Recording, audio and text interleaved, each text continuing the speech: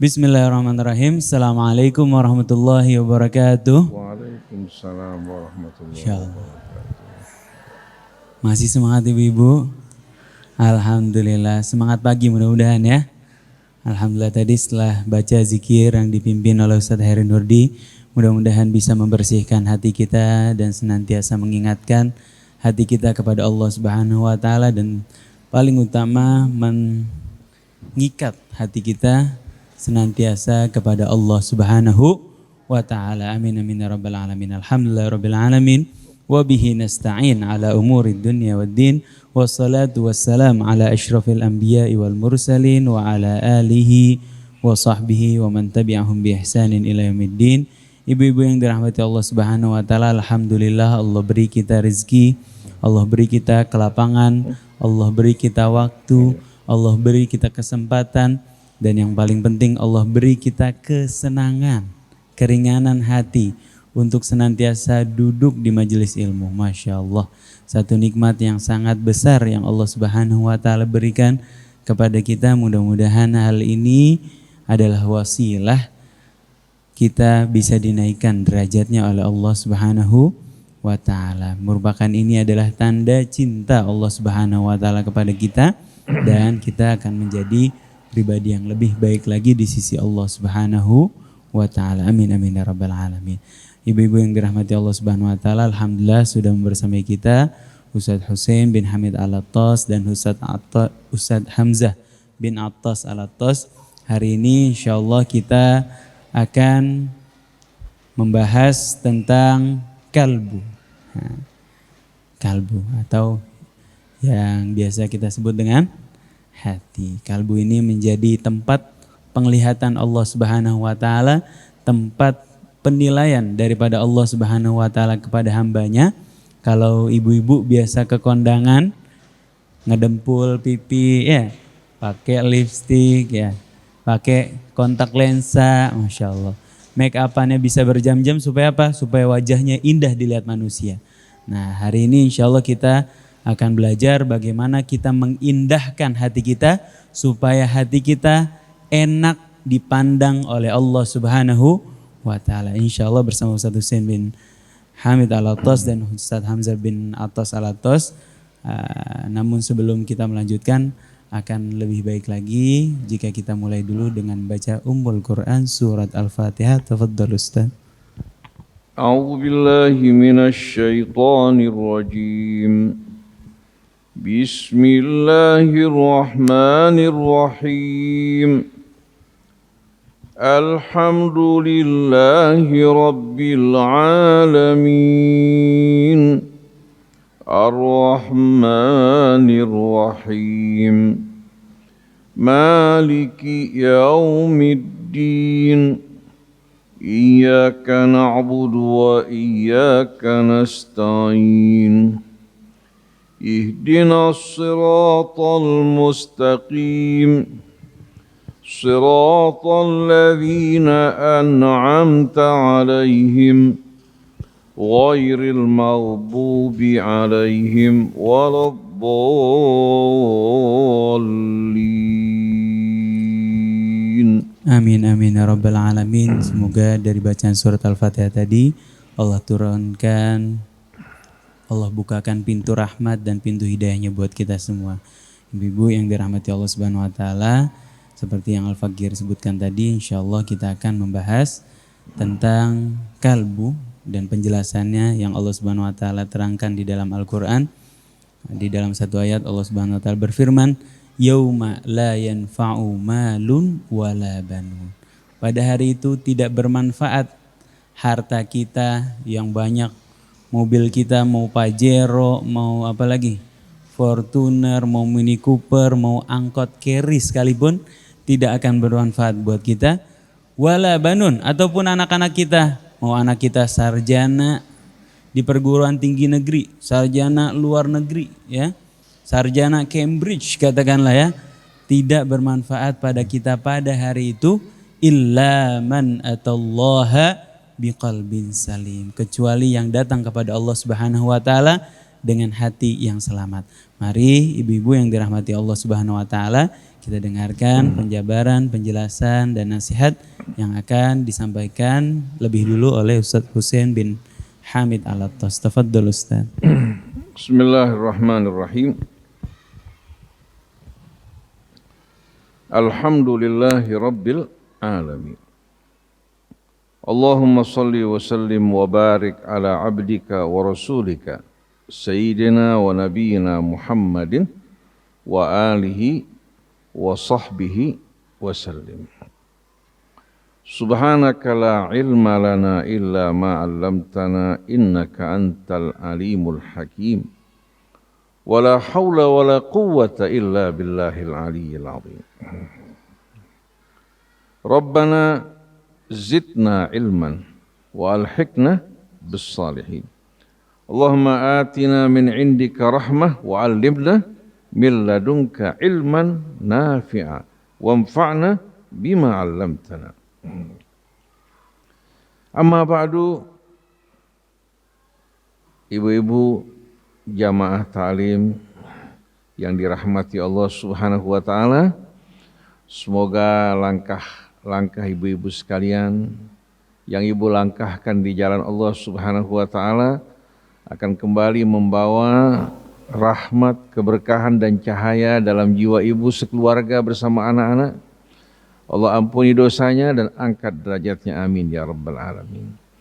Ustadz Hamzah bin Attas Al-Attas yang menemani kita pagi hari ini, begitu pula Ustadz Isa bin Ahmad Taufik, demikian pula ikhwan yang meliput ya, dari ikhwan kita yang berjuang di Rasil, demikian pula para jamaah yang lain bersama kita yang tadi telah menyampaikan bimbingan nasihat yang baik buat kita ya, yang penuh dengan sentuhan Ustadz Heri Nurdi. Semoga Allah Subhanahu wa taala pertama-tama mengikhlaskan niat kita betul-betul, membersihkan hati kita, meluluskan hati kita dalam kedatangan kita ini semata-mata untuk meraih petunjuk dan hidayah dari Allah Subhanahu wa taala. Semoga yang kita lakukan semuanya didasari niat mengharapkan ridha Allah Subhanahu wa taala, hingga tidak ada satu pun yang kita dengar melainkan membawa manfaat bagi kita. Begitu pula untuk orang-orang yang berada di rumah kita semua, dari keluarga dan anak-anak kita. Tadi Ustadz Isa bin Ahmad Taufik mengutip dari satu hadis yang cukup terkenal. Rasulullah SAW berkata, Innallaha la yanzuru ila ajsamikum wala ila suwarikum, walakin yanzuru ila qulubikum. Sesungguhnya Allah Subhanahu wa taala tidak melihat kalian dari apa? Dari jasad dan fisik kalian, dari penampilan kalian ataupun bentuk rupa kalian. Tetapi Allah Subhanahu wa taala melihat, memandang kalian dari apa? Dari hati atau kalbu kalian. Kalau fisik, begitu pula bentuk rupa yang ada pada kita, siapa kira-kira yang merancang? Allah kan? Siapa yang memberikan? Allah. Oleh karena itu tidak mungkin Allah akan melihat kita dari sisi fisik kita maupun bentuk rupa kita. Tapi Allah akan melihat kalbu kita. Nah, kalbu kita ini pertama kali diciptakan Allah Subhanahu wa taala dalam keadaan fitrah, suci dan bersih.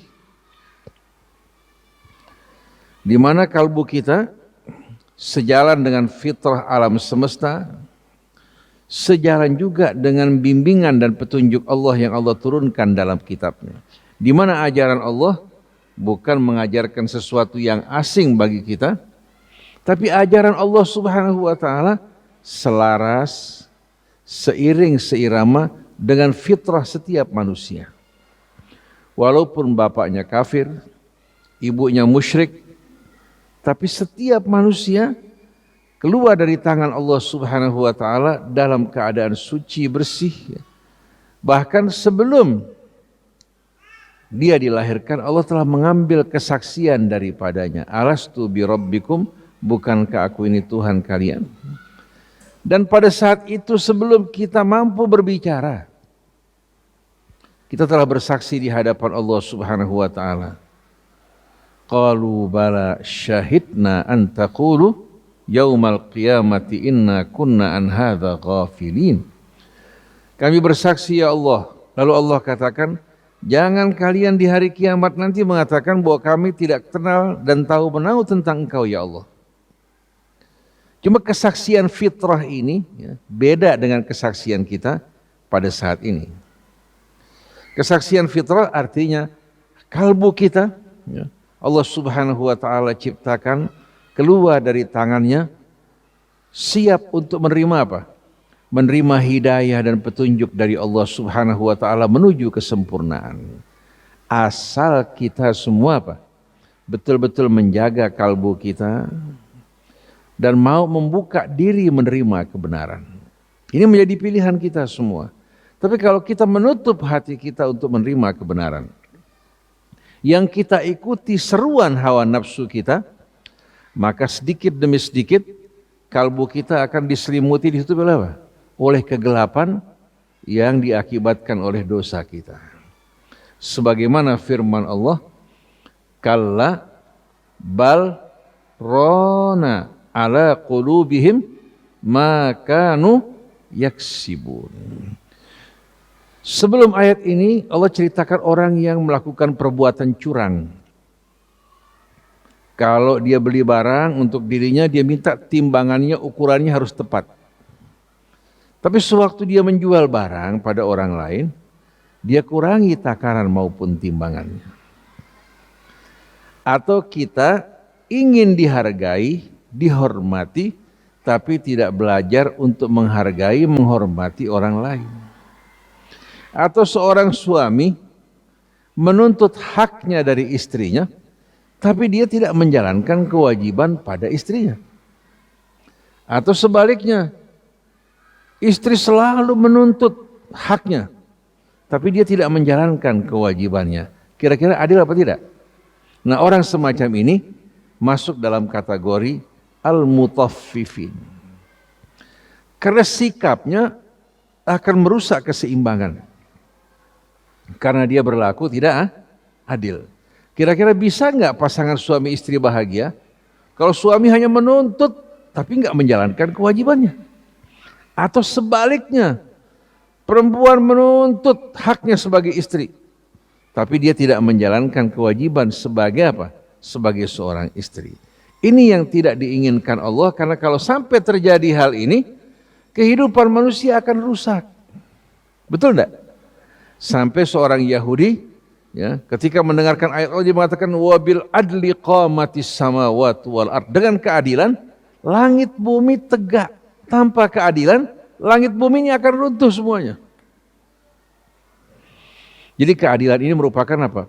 Pilar dari seluruh kehidupan di alam raya.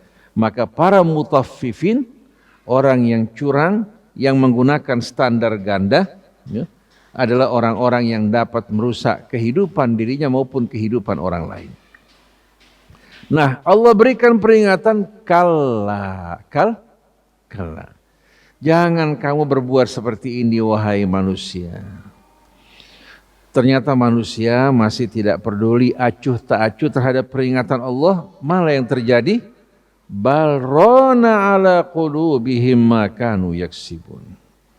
Bukan mereka mengikuti peringatan Allah, malah yang terjadi hati mereka diselimuti oleh karat dan kerak kemaksiatannya. Rona yarinu, kalau karat menutupi sesuatu. Rona ala qulubihim, kalbu mereka diselimuti oleh apa? Karat. Apa yang menimbulkan karat tersebut? Maka nuyaksibun, perbuatan-perbuatan dosa, kejahatan, kezaliman yang mereka lakukan. Berarti rusaknya hati karena apa? Karena perbuatan-perbuatan dosa dan kemaksiatan serta kezaliman. Kalau dia taubat kembali ke jalan Allah, maka sedikit demi sedikit karat yang tadinya melekat pada hatinya dibersihkan. membuat jiwa kita tenang, tentram, dekat kepada Allah Subhanahu wa taala sebagaimana ketika hati kita pertama ya Allah Subhanahu wa taala ciptakan. Ketika ibu-ibu membeli peralatan elektronik, ya, katakan ibu beli kulkas atau beli katakan televisi, ya, atau ibu katakan membeli lampu, ya, atau membeli katakan umpamanya triskaan. Ibu ketika membelinya dalam keadaan sehat enggak? Dari pabrik, ya, dijual setelah diperiksa dalam keadaan sehat. Nah selanjutnya begitu pindah ke tangan kita, tergantung bagaimana kita mempergunakannya. Kalau mempergunakannya tidak mengikut aturan akan menimbulkan kerusakan pada alat tersebut. Kita beli mobil, muatannya hanya 3 ton, tapi dikasih muatan 6 ton. Baru sebulan dipakai, patah dia punya sasis, kita bawa ke dealer, kita minta ganti karena apa? Masih dalam garansi. Dealer bertanya, kalian isi muatan berapa? 6 ton, bukan salah kami kalau begitu. Ini mobil dipersiapkan hanya untuk apa? Untuk beban 3 ton. Arti kerusakan tergantung bagaimana kita menjaga barang tersebut. Nah hati kita ini Allah ciptakan dalam keadaan bersih, lurus, fi ahsani taqwim.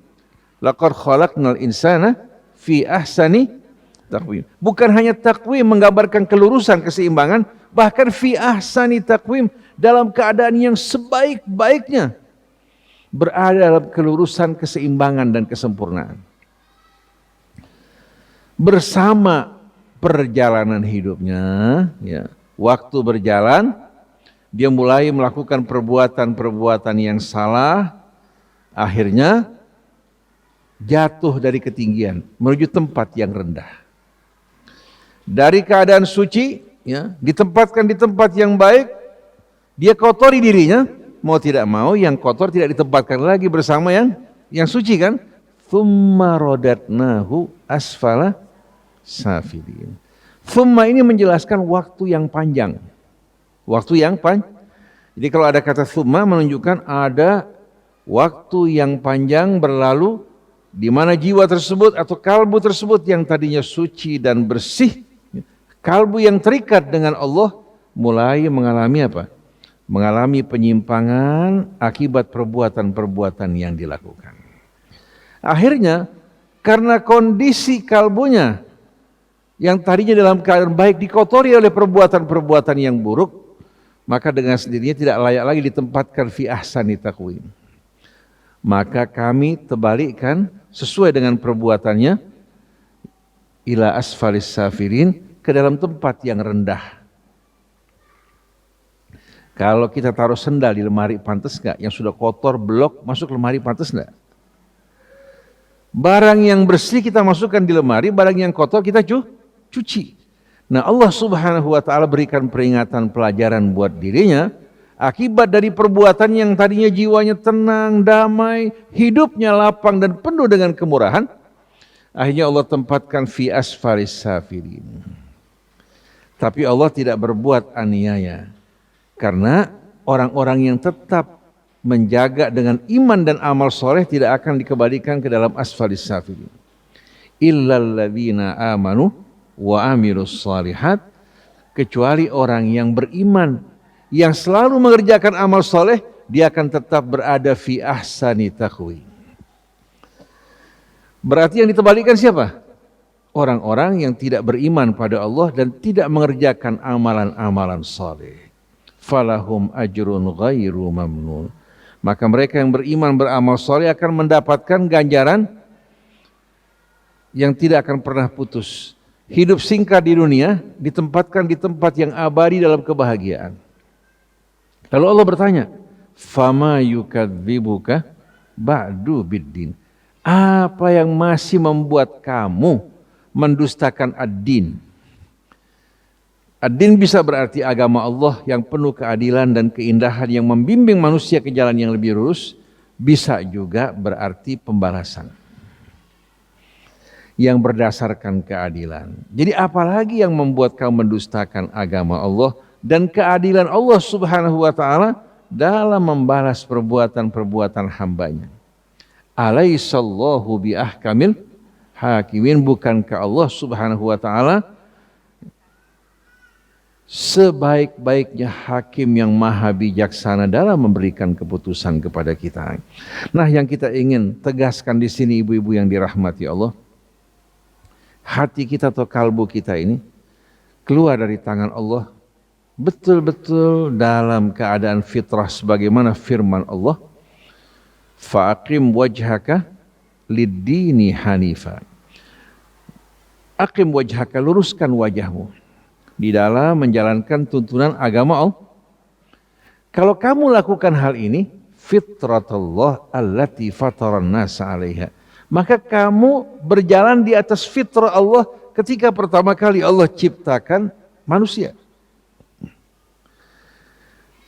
Jadi dengan mengikuti petunjuk Allah subhanahu wa ta'ala, beriman kepadanya, beramal soleh, akan membuat jiwa kita betul-betul dalam keadaan lurus dan terang benderang.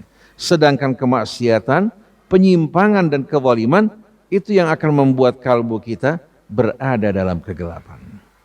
Nah, yang Allah lihat bukan fisik kita, bukan bentuk rupa kita, bukan suku kita, bangsa kita, atau warna kulit kita, tapi yang Allah lihat kalbu kita. Kalbunya orang yang beriman. Dengan keimanannya mengerjakan amal soleh, Allah akan tempatkan fil illiyin, pada tempat orang-orang yang benar-benar berkedudukan mulia. Sedangkan kebalikannya, Allah akan tempatkan di tempat yang serendah-rendahnya. Berarti masalah kalbu ini penting apa tidak? Ibu-ibu saya yakin pernah mendengarkan hadis Rasul kan? Ala inna fil jasadi mudghah, idza salahat salahal jasadu kullu. Wa idza fasadat fasadal jasadu kullu. Ala wahyal qalb. Ketahuilah sesungguhnya dalam tubuh manusia ini terdapat segumpal daging.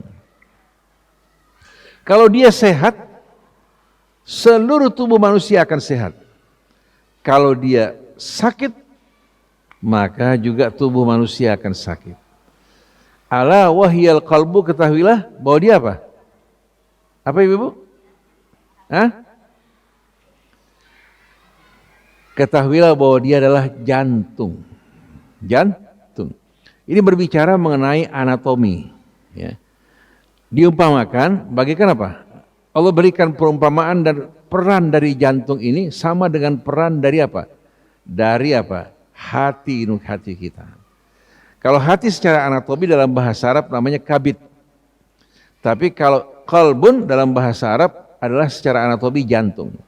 Allah berikan keterangan bahwa dalam tubuh manusia ada segumpal daging. Bila dia sehat, tubuh manusia akan sehat. Kalau sakit, tubuh juga akan sakit, yaitu jantung. Kalau orang mengalami gangguan jantung, terasa enggak? Langsung terasa. Baik pompa jantungnya yang lemah, baik terjadi penyumpatan, atau ada katup yang mengalami gangguan, itu langsung. Bahkan efeknya terasa pada apa?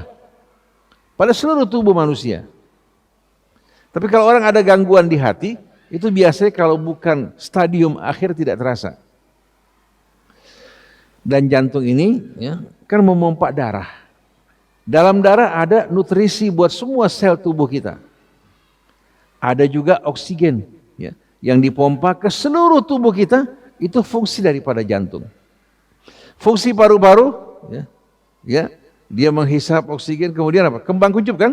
Tapi jantung yang memompa ke seluruh tubuh. Jadi kalau kerja jantung tidak baik atau lemah, maka dengan sendirinya ada bahagian tubuh kita juga yang tidak mendapatkan oksigen, yang tidak mendapatkan juga nutrisi. Begitu juga hati kita.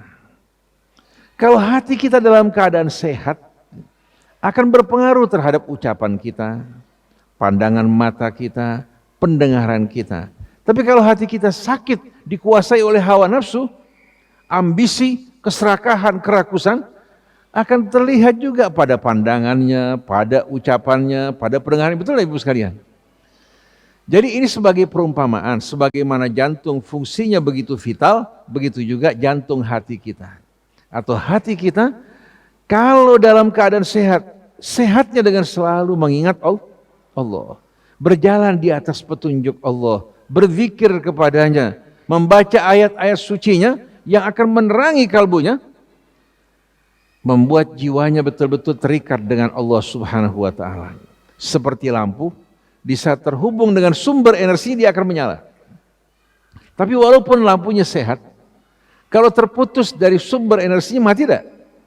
Begitu juga kalbu kita kalau tidak terhubung dengan Allah Subhanahu wa taala dengan berzikir padanya, bertasbih, membaca ayat sucinya, mengerjakan salat, hati lama-kelamaan akan mengeras dan membatu. Maka pada saat hati kita lupa, lengah dari Allah, yang akan masuk siapa? وَمَنْ يَعْشُ عَنْ ذِكْرِ الرَّحْمَنِ نُقَيِّضْ لَهُ شَيْطَانًا فَهُوَ لَهُ قَرِينٌ وَإِنَّهُمْ لَيَصُدُّونَهُمْ عَنِ السَّبِيلِ وَيَحْسَبُونَ أَنَّهُمْ مُهْتَدُونَ. Orang-orang yang lengah, tidak mengingat Tuhannya, tidak membaca ayat-ayat sucinya, merenungkan kebesaran dan keagungannya. Begitu dia lengah dari Allah yang Maha Pemurah, kami akan biarkan syaitan menyelimuti dirinya. Kemana dia pergi, syaitan menjadi pendampingnya. Kalau diajak mendengarkan ayat Allah mengaji, dia menolak.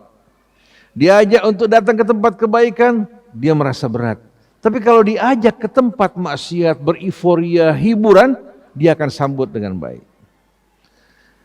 Dan subhanallah, syaitan-syaitan ini memalingkan mereka dari jalan yang lurus, tapi membuat mereka merasa diri mereka berada dalam kebenaran. Mereka merasa diri mereka dalam petunjuk, karena syaitan yang membisikkan bahwa kamu benar, kamu dalam kebenaran, jangan pedulikan orang lain.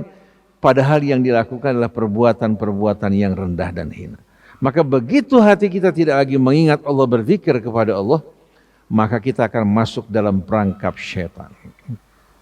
Oleh karena itu ibu-ibu sekalian, Allah Subhanahu wa taala jelaskan bagaimana pentingnya berzikir kepada Allah. Pertama dalam bentuk perintah, ya ayyuhalladzina amanu dzkurullaha dzikran katsira wasabbihuhu bukratan wa asila. Wahai orang yang beriman, banyak-banyaklah kalian berzikir dan mengingat Allah. Dalam bahasa Arab kata dzakara yadhkuru sebetulnya wasfun qalbi, yang artinya mengingat bukan menyebut. Coba kalau seorang banyak mengingat sesuatu, banyak menyebutnya enggak? Ibu kalau cinta sesuatu, ingat sesuatu, pasti mulut banyak menyebut. Betul enggak?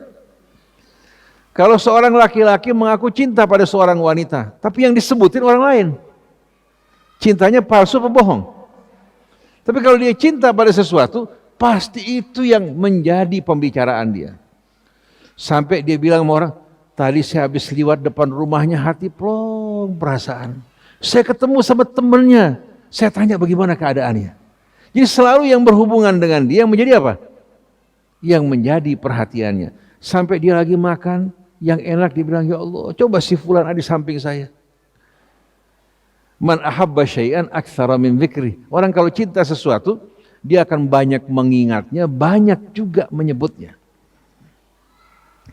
Nah ini insya Allah kita akan menuju nanti ya kepada makna khusyuk.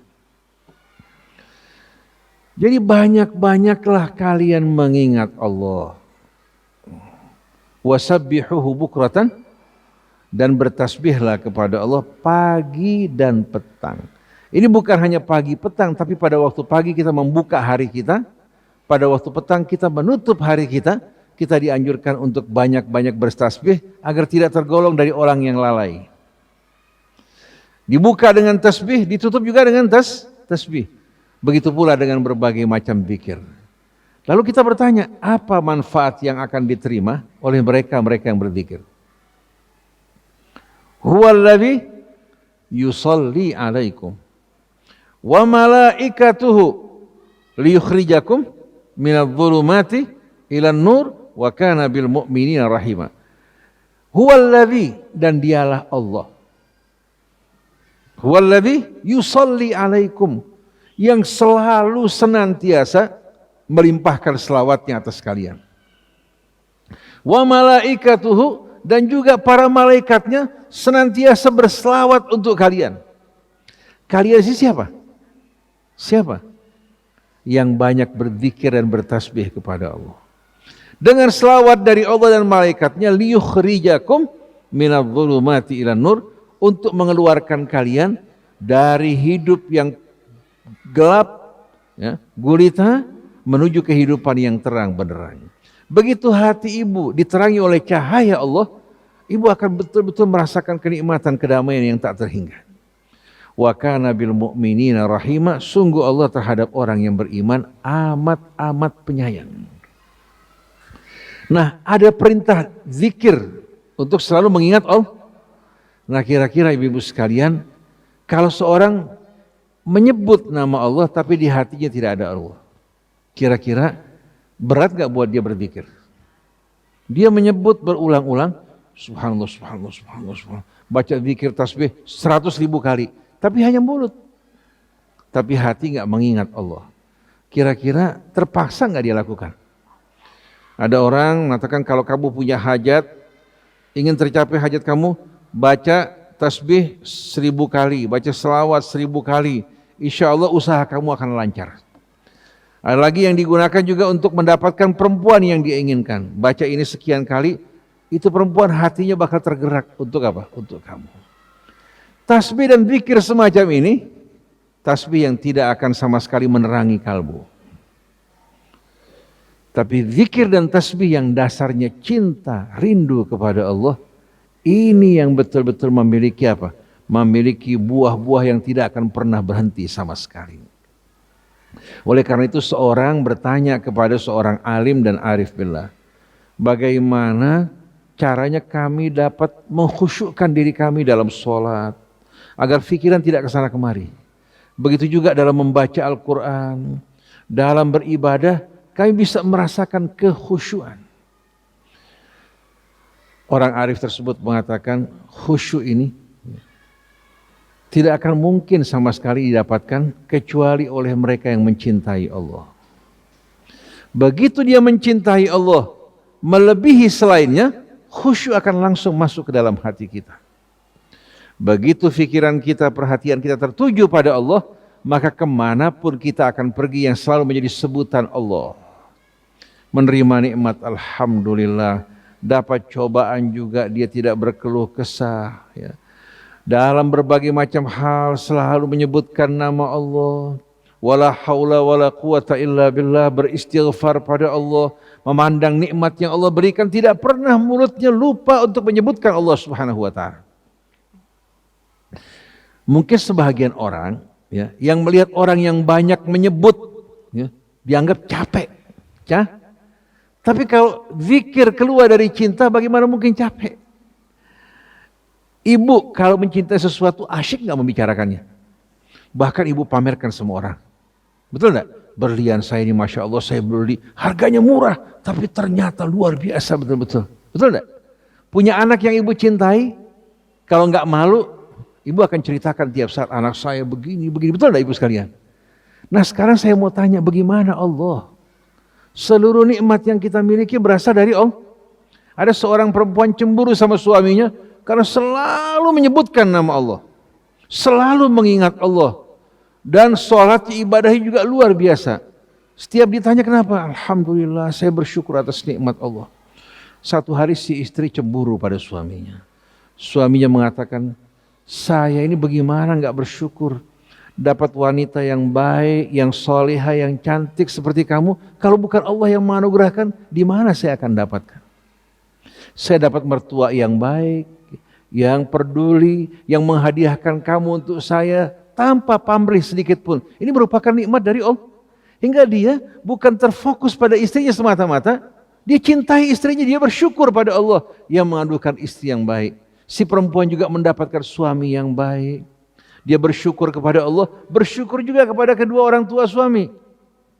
Begitu juga seorang laki-laki bersyukur kepada Allah, dia juga mencintai istrinya, bersyukur juga pada kebaikan kedua orang tua istrinya yang menghadiahkan dia seorang wanita yang saleh.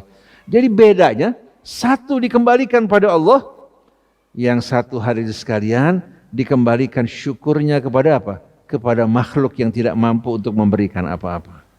Tapi kalau syukur kita kepada Allah, setiap kali kita bersyukur, nikmat yang Allah berikan bertambah untuk kita semua. Wa idh ta'adzana rabbukum la in syakartum la azidannakum. Ketika Tuhan kalian mengumumkan, apabila kalian bersyukur, aku akan tambahkan nikmatku untuk kalian.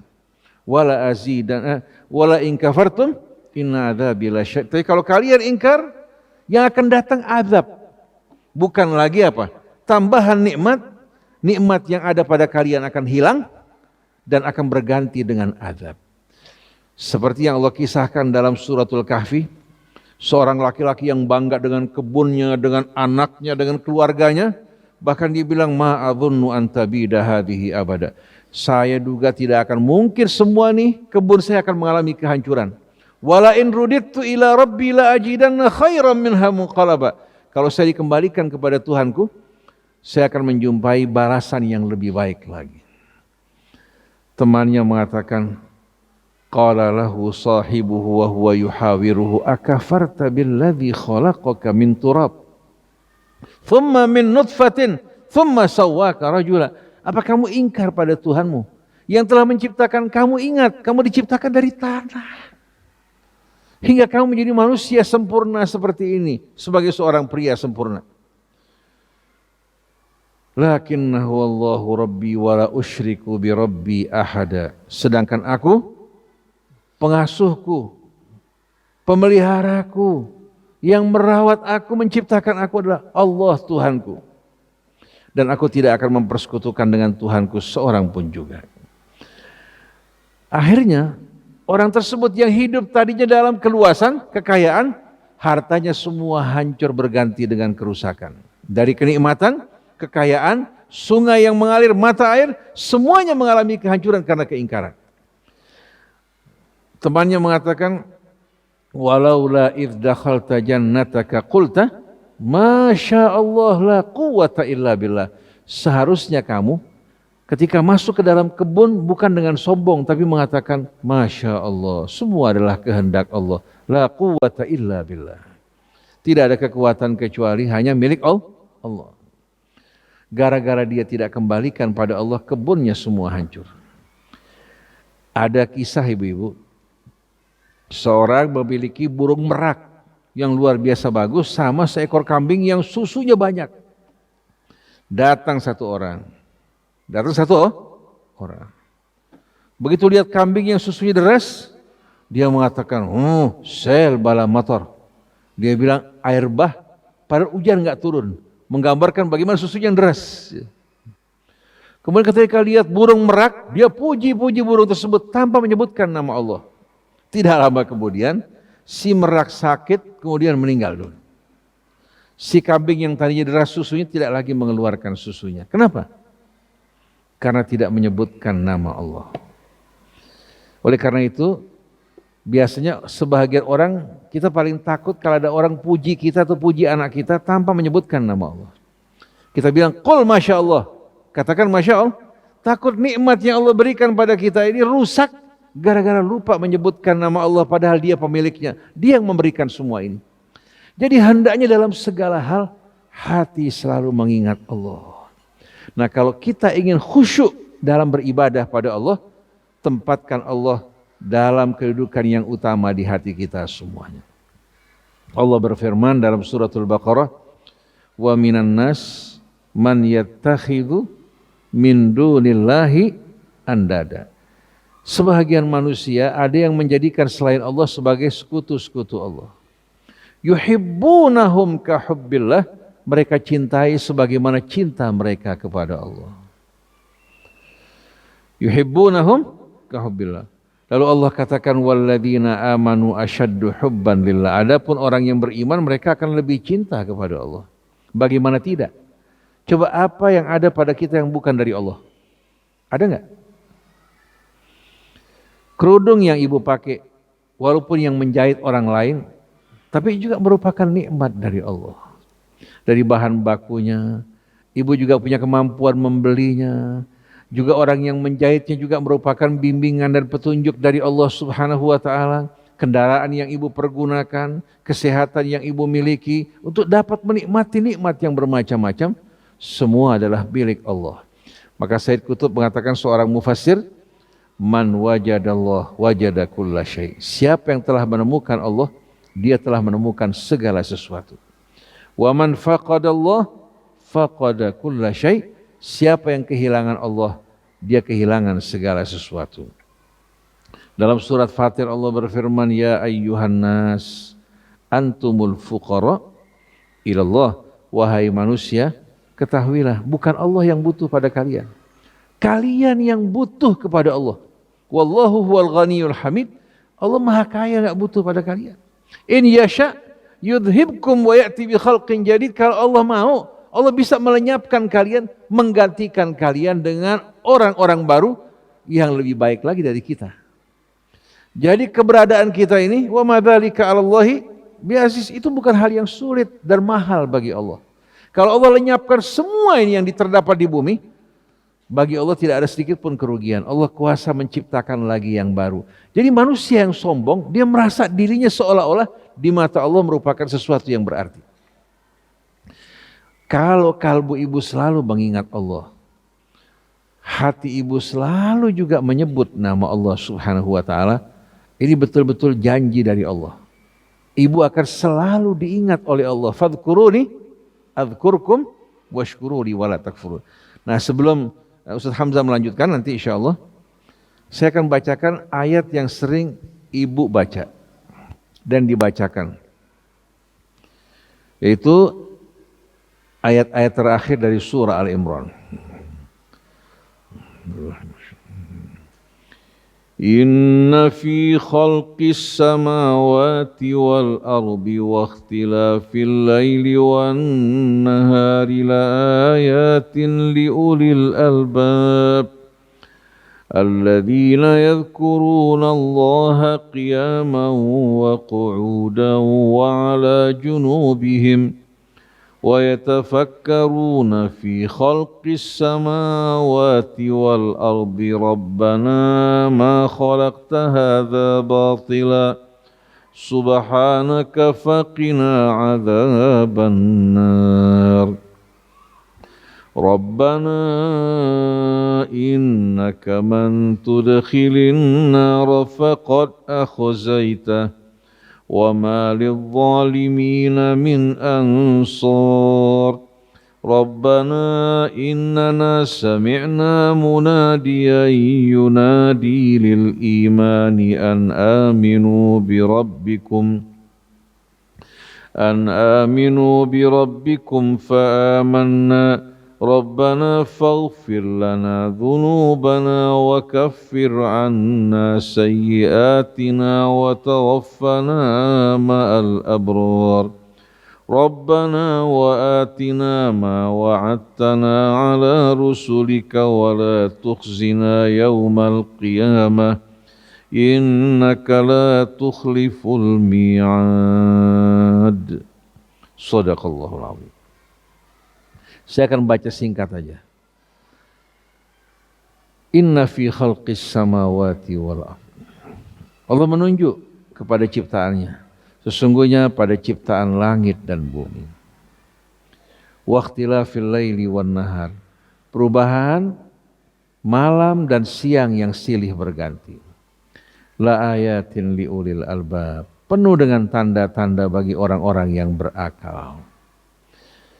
Dengan adanya malam kita dapat beristirahat dalam suasana hening, tidur kita juga lelap, bangun di pagi hari dengan gairah semangat yang baru. Dengan datangnya siang hari yang terang benderang kita dapat bekerja, dapat berusaha, semua merupakan bantuan dari Allah Subhanahu wa ta'ala. Begitu juga kalau kita memandang ke semua ciptaan makhluk Allah, kita akan temukan tanda-tanda bukti yang semuanya menunjuk kepada Allah yang Maha Esa, yang Maha Pengasih, lagi Maha Penyayang. Kalau ada pencipta selain dari Allah, niscaya akan terjadi pertarungan yang menimbulkan kerusakan di alam raya. Siapa yang dimaksudkan dengan ulul albab, orang yang berakal? Perhatikan di sini. Ini yang membedakan antara kita yang beriman dan orang yang tidak beriman. alladzina yadhkurunallaha qiyaman wa qu'uda. Itu mereka-mereka yang selalu mengingat Allah, baik berdiri, duduk, ataupun dalam keadaan berbaring. Hatinya tidak lengah dari Allah Subhanahu wa ta'ala. Yang mendorong mereka untuk mengingat Allah karena kecintaan mereka. Mereka juga mengharapkan kedekatan dengan Allah sebagai ungkapan syukur mereka atas nikmat-nikmat yang Allah berikan kepada kita. Kalau seorang diberikan jabatan saja terima kasihnya sama atasannya luar biasa. Dia sebut-sebut kebaikan orang tersebut yang memberikan kesempatan dan jabatan padanya. Padahal belum tentu yang diberikan bisa menyelamatkan dirinya, bisa menjerumuskan ke dalam azab dan siksa. Tapi semua pemberian Allah adalah nikmat dan rahmat.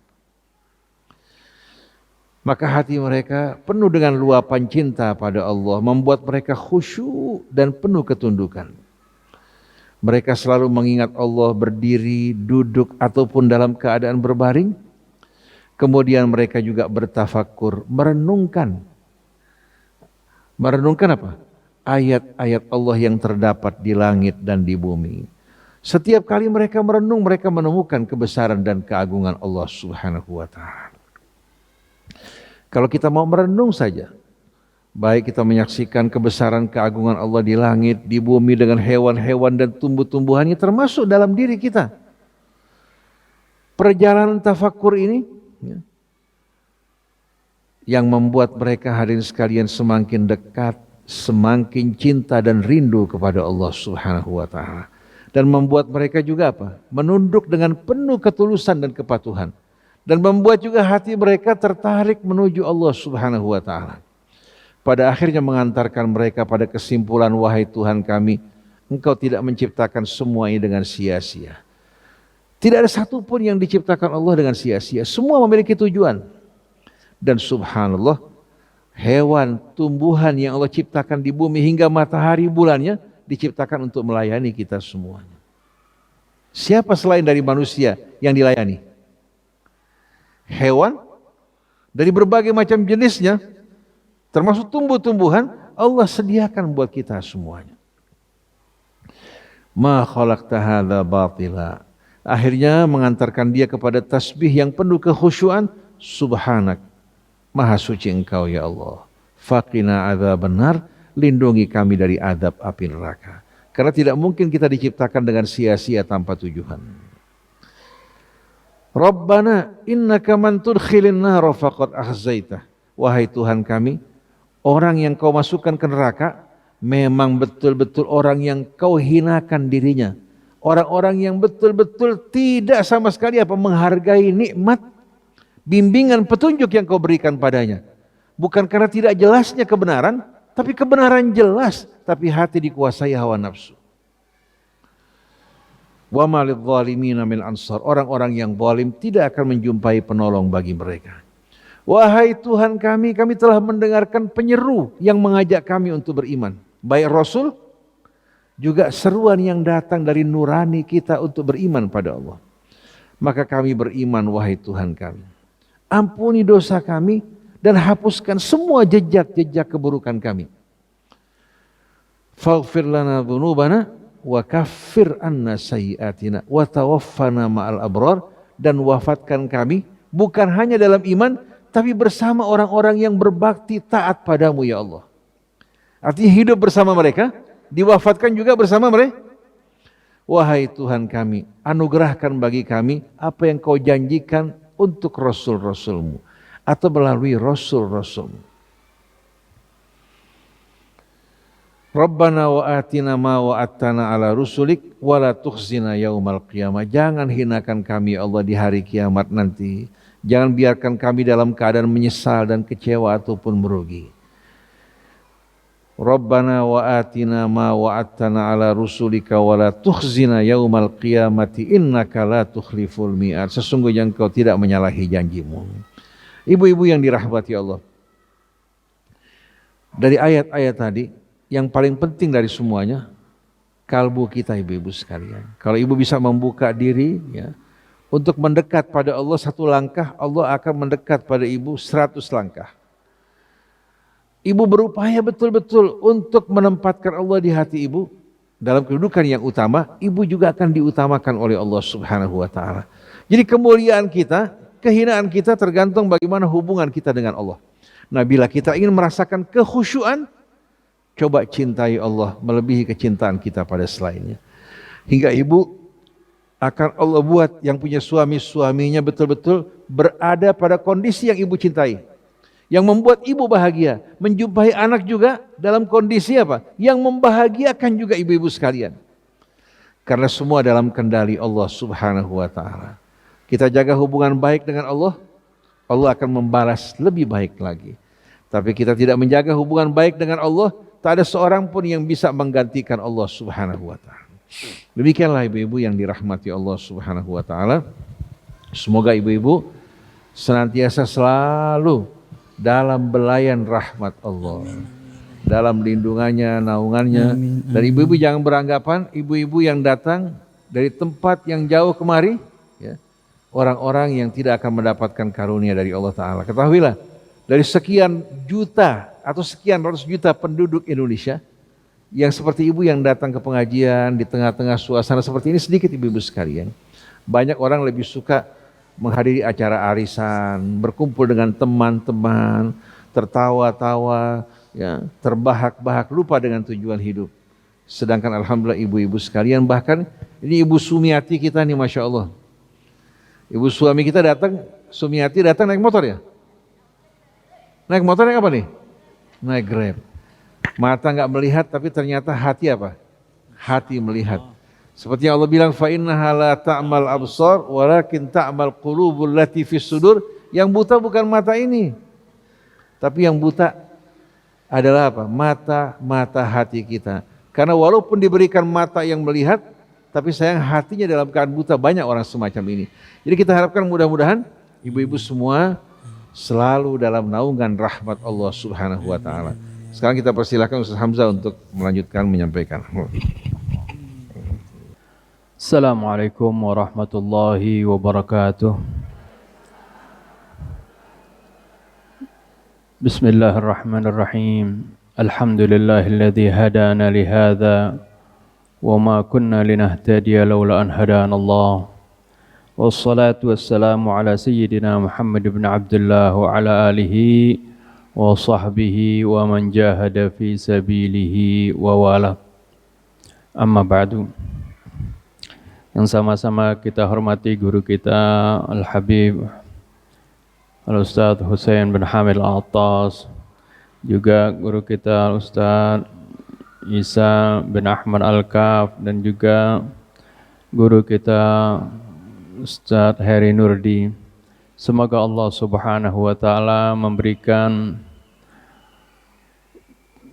keluasan rezeki, panjang umur di dalam taat dan afiat, dan juga istiqamah di dalam berdakwah, menyampaikan ilmunya kepada kita. Alhamdulillah wa syukurillah. Tadi kita sudah mendengarkan bagaimana pentingnya kita memperbaiki hati kita. Pada kesempatan kali ini saya ingin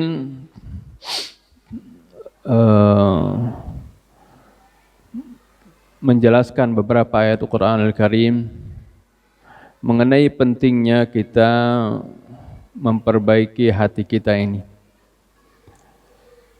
Sebelum itu kita baca dulu, kita perhatikan dulu ending atau tujuan akhir yang akan dicapai dari apa yang akan kita bahas ini, yaitu bagaimana Allah Subhanahu wa taala menerangkan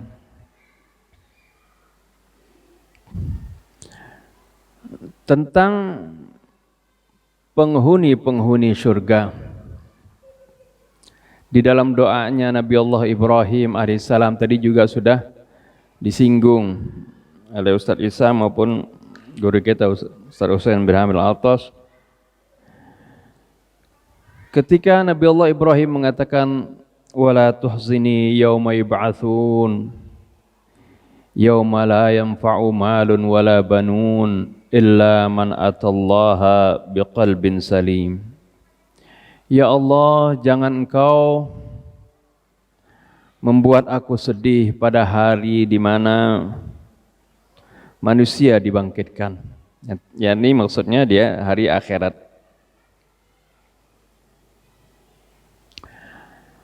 Yauma la yanfa'u malun wala banun, pada hari di mana tidak akan berguna harta maupun anak-anak. Yang biasanya kalau di dunia ya dengan harta banyak hal bisa tertolong. Dengan harta seorang ya memiliki kesulitan bisa jadi mudah. Bahkan terkadang dengan harta ya banyak sesuatu yang artinya yang buruk dimanipulasi ya menjadi seolah-olah menjadi baik.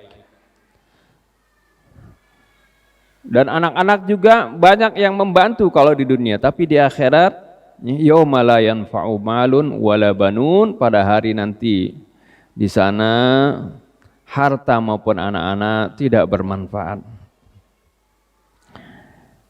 Illa man atallaha biqalbin salim, melainkan orang yang datang kepada Allah dengan hati yang bersih.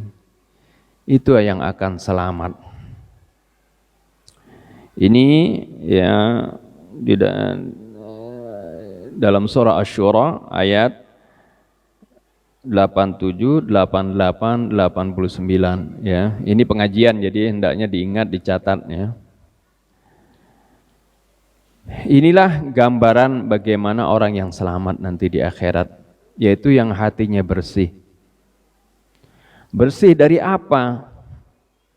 Yang pertama tentunya bersih dari syirik, mensekutukan Allah Subhanahu wa taala. Ini dosa yang paling besar. Allah Subhanahu wa taala berfirman, "Innallaha la yaghfiru ay yushraka bihi wa yaghfiru ma duna dzalika liman yasha." Sungguhnya Allah tidak akan mengampuni kalau Allah itu disekutukan dengan sesuatu. Allah tidak mengampuni dosa kalau Allah disekutukan dengan sesuatu. Wa yaghfiru ma duna dzalika, dan Allah mengampuni, bisa saja mengampuni dosa selain itu. Liman yasha, bagi orang yang Allah kehendaki. Juga ya, bersih selain dari syirik, bersih dari rasa sombong. Ya. Kibir dalam bahasa Arabnya ya, rasa sombong ini. Rasulullah SAW bersabda, "La yadkhulul jannata man kana fi qalbihi mithqalu habbatin min kibrin." Atau kama qala sallallahu alaihi wasallam. Tidak bakal masuk surga orang yang di dalam hatinya terdapat rasa sombong, walaupun itu sebesar biji sawi. Sedikit saja rasa sombong, ya, Rasulullah bilang itu tidak akan masuk surga. Oleh karena itu Rasulullah SAW sangat sayang kepada umatnya.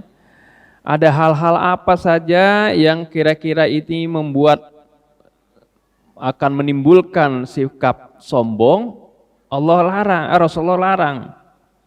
Seperti misalnya ketika zaman dahulu kalau orang pakai pakaian ngengser-ngengser gitu, itu ciri orang yang sombong. Ketika ada sahabatnya yang pakaiannya seperti itu pun dilarang oleh Rasulullah. Bukan karena pakaian turun 1 jengkal atau 1 senti, 2 senti dari mata kaki masuk neraka, tidak, enggak ada di dalam Al-Quran seperti itu. Tapi yang dilarang adalah karena sikap itu biasanya itu adalah menunjukkan kesombongan seseorang. Jadi yang dituju oleh Nabi adalah supaya sama sekali jangan ada sifat sombong baik itu dalam ya, ucapan kita dengan menghinakan orang lain, atau sikap kita, cara jalan kita, cara pakaian kita seperti itu yang menunjukkan kesombongan. Ini Rasulullah SAW terangkan kepada umatnya, kepada para sahabatnya agar supaya jangan bersikap seperti itu. Innallaha la yuhibbu kulla mukhtalin fakhur. Sungguhnya Allah tidak suka kepada orang yang mukhtal, artinya orang yang sombong dalam sikapnya, cara jalannya, ya, fakhur lagi dia membanggakan diri, merasa dirinya paling hebat, merasa dirinya paling mulia, merasa dirinya paling takwa gitu, merasa dirinya paling nyunnah istilahnya ya. Ini hati-hati seperti itu. Kita diperintahkan oleh Allah untuk melakukan kebaikan ya, sebaik mungkin, mencontoh Nabi kita Muhammad SAW sebaik mungkin. Akan tetapi janganlah itu semua membuat kita angkuh, karena keangkuhan, kesombongan akan mencelakakan seseorang. Seperti halnya iblis ya. Iblis ya, ilmunya tinggi. Iblis tahu tentang surga dan neraka, kenal Allah Subhanahu wa taala, bahkan berdialog dengan Allah. Ya, diriwayatkan katanya juga mengajari para malaikat seperti itu. Tapi ketika dia merasa lebih baik dari Nabi Adam, maka pada saat itu dia dilaknat oleh Allah Subhanahu wa taala. Jadi hati-hati ya dengan sikap sombong ini. Siapapun dia, sealim apapun dia, kalau dia sudah sombong, dia akan jatuh. Dan ini adalah ya, upaya iblis sebagaimana dia tersungkur ya, dilaknat oleh Allah Subhanahu wa taala dengan kesombongan ini. Seringkali iblis pun dan juga ya anak cucu iblis ya selalu menggoda manusia. Kalau dia sudah baik, sudah menjadi baik, digoda, oh kamu ini paling hebat, kamu ini paling taat, kamu ini paling ngikutin sunnah Rasul. Digoda terus, sehingga dia itu akan menjadi sombong, menjadi riya, menjadi angkuh. Nah pada saat itu dia akan celaka. Naudzubillah min dzalik. Ini jadi harus dibersihkan hati kita ini dari seperti itu. Juga bersih dari rasa riya. Riya ya, ingin merasa dipuji, ya, ingin mendapatkan sanjungan seperti itu. Kalau bersedekah, kalau enggak ada kamera, kalau enggak diupload, enggak mau. Ya. Padahal justru ketika bersedekah secara sir, itu sedekatus sir namanya, itu adalah sedekah yang paling baik. Ya. Al-Imam Ali Zainal Abidin yang terkenal dengan julukan As-Sajjad, seorang yang ahli ibadah. Beliau itu setiap malam keliling, ya, itu keliling memberikan sedekah, memberikan gandum, bawa sendiri, dipikul di pundaknya, diberikan ke setiap fakir miskin. Tanpa si fakir miskin itu tahu apa yang dilakukan oleh Imam Ali Zainal Abidin ini. Ya, cicit dari Rasulullah, ya. Ya, anak Sayyidina Husain alaihi wassalatu wassalam. Jadi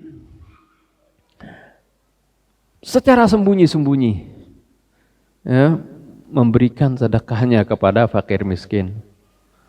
Karena kata Nabi, shadaqatus sir tudfi'u ghadabar rabb. Sedekah sir itu memadamkan kemurkaan Allah. Ya, karena kalau sedekah sir itu pasti akan bersih dari riya. Karena orang nggak ada yang tahu. Lalu kok ada cerita tentang Imam Ali Zainal Abidin kok suka bersedekah secara sembunyi? Tahu dari mana? Apa diumumin? Oh memang sih kadang-kadang ada orang sedekahnya diam-diam. Tapi besoknya cerita, semalam saya sedekah diam-diam. Itu bukan sedekah sir namanya, ya. Itu diumumkan. Atau enggak diam-diam tapi di-upload misalnya. Itu bukan sedekah sir. Ini Imam Ali Zainal Abidin kenapa kok bisa ketahuan, kok bisa ada cerita kayak begini? Bukan sir dong kalau begitu. Ini adalah sedekah sir. Kenapa? Karena ketahuannya yaitu ketika beliau meninggal. Ketika beliau meninggal, ketika dimandikan, dilihat di sini pundaknya kapalan. Karena sering bawa minggul beras, minggul gandum untuk fakir miskin. Di samping itu juga, kenapa bisa ketahuan kok dia selalu memberikan sedekahnya kepada fakir miskin? Karena setelah beliau meninggal, nggak ada lagi yang ngasih. Terhenti semuanya. Setiap malam biasanya ada orang yang dapat gandum, ya, nggak dapat uang, dapat apa semua, nggak ada yang ngasih. Oh, baru orang tahu, orang sadar ini adalah perbuatan Imam Ali Zainal Abidin seperti itu. Ini adalah sedekah sir, karena sedekah ini adalah sedekah yang bersih dari riya. Allah Subhanahu wa taala berfirman, "In tubdus shadaqati fa ni'ma hiya." Jika kalian sembunyikan sedekah kalian, in tubdus shadaqah, jika kalian nampakkan sedekah kalian itu baik. Bukan berarti kalau ada orang sedekah ya, misalnya itu enggak baik, tidak, itu baik. Tapi yang penting hatinya ikhlas seperti itu. Ya, in tubdus shadaqati fa ni'ma hiya, kata Allah. Jika kalian nampakkan sedekah kalian itu baik. Tapi wa in tukhfuha wa tu'tuhal fuqara fahuwa khairul lakum. Tapi jika kalian sembunyikan sedekah tersebut, kemudian kalian berikan kepada fakir miskin, itu lebih baik buat kalian. Karena apa? Karena tadi itu akan terhindar dari rasa riya. Rasa ingin dipuji, rasa ingin disanjung. Karena itu amalnya akan sia-sia nanti. Ya, amalnya akan sia-sia. Ya, dalam satu hadits qudsi nanti ketika di akhirat, di yaumil qiyamah, orang yang suka ya berinfak tapi riya, ketika di akhirat dia meminta kemohon kepada Allah Subhanahu wa taala, ya Allah berikan pahalaku, kan dulu aku kok enggak ada di catatan amalku ini, kok aku tidak padahal dulu aku suka berinfak, kok enggak ada pahalaku. Lalu Allah Subhanahu wa taala, Allah yang Maha tahu hati setiap orang. Ya, dulu kamu berinfak bukan karena aku, tapi karena fulan, karena ingin dipuji, karena ingin disanjung. Silahkan kalian minta balasannya kepada orang yang menyanjung kalian. Ya, enggak ada artinya. Ya. Ini ya kita harus bersihkan ya amal kita itu dari riya ya. Jadi kita beramal supaya amal kita ini benar-benar diterima ya oleh Allah Subhanahu wa taala. Juga ya itu kita bersihkan hati kita dari sifat hasud, dengki terhadap sesama kita. Kebencian terhadap sesama kita. Sebab nanti orang yang di akhirat tuh, di akhirat nanti Allah sebutkan orang yang masuk ke dalam surga itu orangnya bersih-bersih semuanya hatinya. Wa naza'na ma fi qulubihim min ghillin ala ikhwanan ala sururim mutaqabilin. Dan kami hapus, kami cabutkan dari hati mereka itu rasa dengki, rasa dendam, rasa kebencian di hati mereka. Ikhwanan, mereka semuanya bersaudara di surga. Saling kunjung mengunjungi, mutaqabilin, saling sapa, saling kunjung mengunjungi, semuanya bergembira di sana dalam surga. Di hati mereka sama sekali tidak ada rasa benci. Nah, kalau orang yang suka di dunia ini ada kebencian, ada semuanya, bukan tempatnya di neraka. Bukan tempatnya di surga. Ya. Sebab Allah katakan, "Man kana fi hadhihi a'ma fa huwa fil akhirati a'ma." Biasanya kalau kelakuannya yang biasa di dunia itu menggambarkan nanti tempatnya di akhirat. Kalau di dunia hatinya bersih, orangnya baik, ya, selalu ramah seperti itu, menyapa satu sama lain, ya, tidak menimbulkan menebarkan kebencian, itu tempatnya di surga nanti di akhirat. Man kana fi hadhi a'ma, barang siapa yang di dunia ini buta, arti buta mata hatinya, bukan buta fisiknya. Kalau banyak orang yang buta fisik tapi hatinya terang, hatinya melihat, ya, seperti contohnya ibu kita ini, walaupun ya buta fisik tapi hatinya terbuka.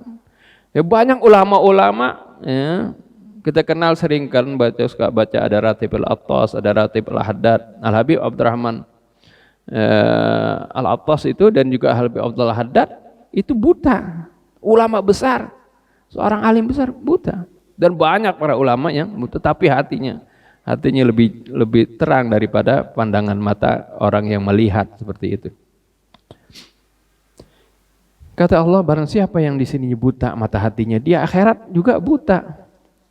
Kemudian mereka mengatakan, ya Rabbi lima hasyartani a'ma wa qad kuntu basira. Wahai Tuhanku, kenapa kamu kumpulkan aku ini dalam keadaan buta, padahal dulu aku waktu di dunia aku melihat. Allah jawab, qala atatka ayatu kadzalika atatka ayatuna fanasitaha. Demikianlah, ya, karena pada saat datang kepada kamu ayat-ayat kami yang memperingatkan kamu, kamu abaikan, kamu enggak mau tahu, kamu melupakannya. Fakadzalikal yauma tunsa, begitu juga pada hari ini kalian diabaikan, kalian dilupakan, seperti itu. Jadi bagaimana penduduk surga itu gambarannya mereka hatinya bersih-bersih, ya, tidak ada dendam, tidak ada kebencian. Pernah ada satu riwayat yang diriwayatkan dari Nabi kita Muhammad SAW. Rasulullah menceritakan ketika Rasulullah SAW di masjid, nanti Rasulullah bercerita sebentar lagi ada orang akan masuk ke masjid ini dan dia min ahlil jannah, dia termasuk ahlul jannah. Nggak taunya dan nggak lama kemudian masuk seorang laki-laki, penampilannya biasa, bukan orang yang terkenal, bukan orang dari sahabat-sahabat yang terkenal. Ya, kalau oleh karena itu di riwayat ini juga nggak disebutin namanya. Ya, kali yang kedua di kesempatan yang lain lagi Rasulullah bilang begitu lagi. Nanti akan ada masuk seorang min ahlil jannah. Sampai 3 kali ini ada sahabat penasaran, siapa sih ini orang? Apa sih amalannya yang dia kerjakan? Akhirnya ya Abdullah ibn Umar yang terkenal seorang yang getol beribadah, ya, Abdullah bin Amr atau Abdullah bin Umar, ya, Abdullah bin Amr kalau nggak salah, ya, radhiyallahu an. Dia mau selidikin. Akhirnya orang ini dia datengin ke rumahnya, diikutin ke rumahnya, mau dia tahu amalnya seperti apa sih amalannya. Dilihat biasa-biasa saja. Ya, dia malah berkunjung dan nginep di rumahnya. Seperti itu. Ya, ketika malam pun enggak setiap sepanjang malam tahajud, enggak, ya. Ketika ada 1/3 malam udah lewat juga, ya sedikit lagi mau subuh baru bangun, seperti itu. Artinya enggak lama dia bangun malam. Ya. Setelah itu ditanya, saya melihat kamu ini, ya, ibadah kamu biasa-biasa saja seperti itu, tapi kok Rasulullah memberikan kabar katanya kamu ini min ahlil jannah. Amalan apa kira-kira yang kira-kira kamu ini menjadi andalan kamu sehingga kok kamu bisa, ya, disebutkan oleh Rasul min ahlil jannah. Lalu bilang, amal kalian saya sama seperti apa yang kamu lihat, biasa saja kan, ya. Tapi katanya setiap saya mau tidur, saya itu selalu membersihkan hati saya maafkan kalau ada orang yang bersalah kepada saya hilangkan rasa kebencian kepada siapapun di dalam hati saya, dan saya doakan semua ya, saudara-saudara saya yang kaum mukminil mukminat. Oh, kata Abdullah bin Amr bilang, ini mungkin yang menjadi penyebab dia itu disebutkan oleh Rasul sebagai ahlul jannah. Jadi membersihkan hatinya seperti itu. Nah, ini jadi bagaimana pentingnya kita membersihkan hati kita dari segala kotoran-kotoran tadi, ya. Karena ketahuilah, ya, Allah Subhanahu wa taala perintahkan kepada kita agar dalam beribadah kita itu kita ikhlas, ya. Wa ma umira dalam surah Al-Bayyinah kan, wa ma umiru illa liya'budullaha mukhlishina lahuddin.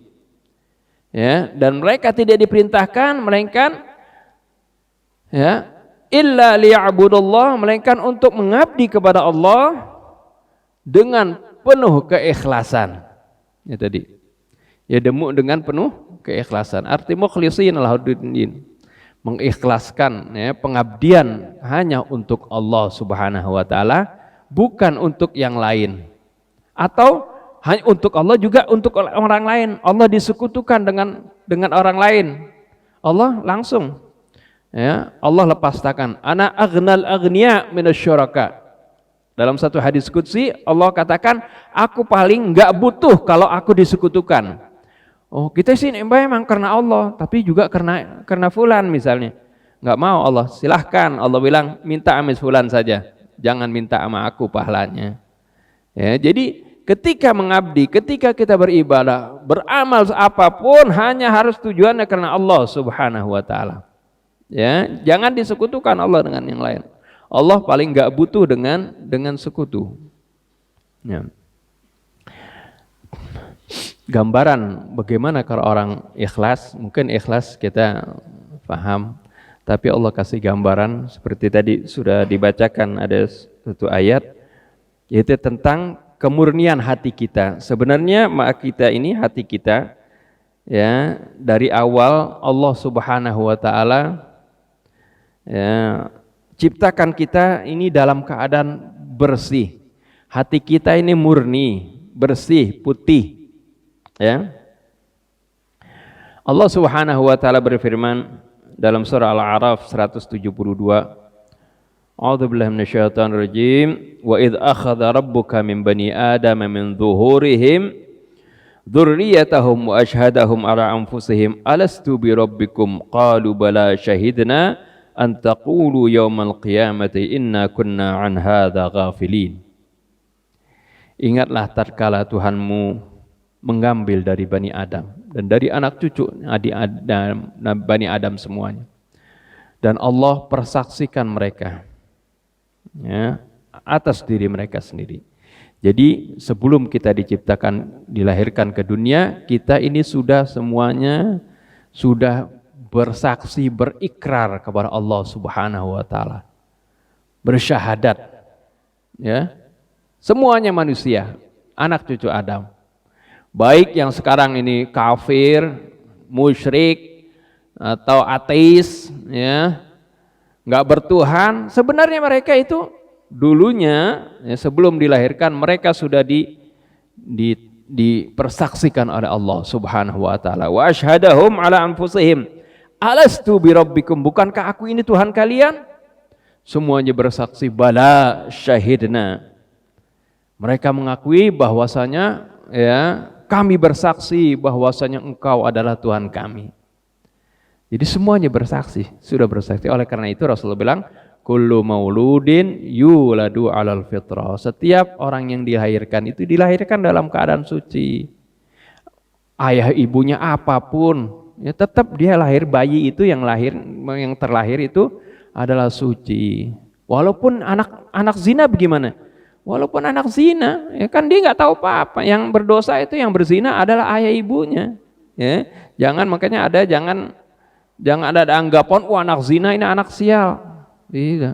Yang sial itu orang tuanya yang melakukan perbuatan zina. Kalau dia tidak bertobat, ya, maka dialah yang dimurkai oleh Allah Subhanahu wa taala. Adapun anaknya nggak tahu apa-apa, yang dosa kan orang tuanya. Ya, tidak ada di dalam Islam itu dosa turunan, nggak ada, ya, dosa turunan. Nah, manusia ini dalam keadaan fitrah. Kata Nabi, fa'abawahu yuhawwidanihi au yunassiranihi au yumajjisanihi. Maka kedua orang tuanya lah yang membentuk dia. Asalnya bersih, ibarat kertas putih. Kedua orang tuanya yang mendidik dia. Kadang menjadi Nasrani, Yahudi atau Majusi, atau terjadi tetap dalam keadaan Muslim. Lalu kita tahu gak? Ingat gak dulu pernah berjanji? Ada yang ingat gak? Nggak ada kan? Nggak ada. Tapi ini akan keluar pada saat kita berada di dalam saat-saat genting. Kadang-kadang pada saat ketakutan yang dahsyat, keluar itu. Siapapun kita, siapapun orang ini, walaupun orang ini nggak pernah kenal Tuhan dari kecilnya, karena nggak pernah diajarkan gitu. Tapi ketika saat-saat yang genting, misalnya ketika dia lagi naik pesawat, tahu-tahu pesawatnya diumumkan pesawatnya mesinnya rusak. Ini bakal jatuh ini pesawatnya. Pasti pada saat itu semuanya ingat pada Allah. Ini keluar ini. Itu yang dulu di hati nuraninya keluar pada saat itu. Hal ini diceritakan oleh Allah Subhanahu wa taala. Ya. Bagaimana ya pada saat manusia itu berada, Allah gambarkan, contohkan misalnya dalam surah Ar-Rum atau Luqman, wa idza ghasyahum maujun kadzulali da'wallaha mukhlishina lahuddin.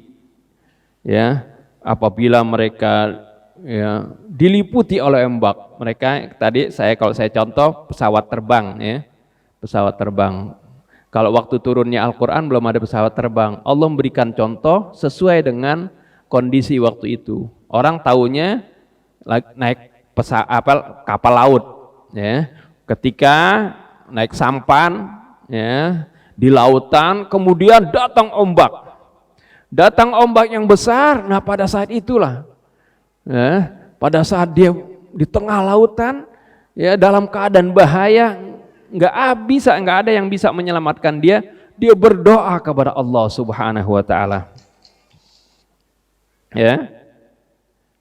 Dia berdoa kepada Allah Subhanahu wa taala mukhlishina lahuddin, dengan penuh ikhlas. Ya, doanya tulus pada waktu itu. Ya, enggak doanya kemana yang lain-lain, enggak. Tahu apa mintanya berhala, mintanya siapa, enggak mungkin. Karena dia tahu secara hati nurani, tahu bahwasanya hanya Allah yang menyelamatkan. Itu artinya fitrahnya yang dulu dia berjanji di hadapan Allah itu keluar itu.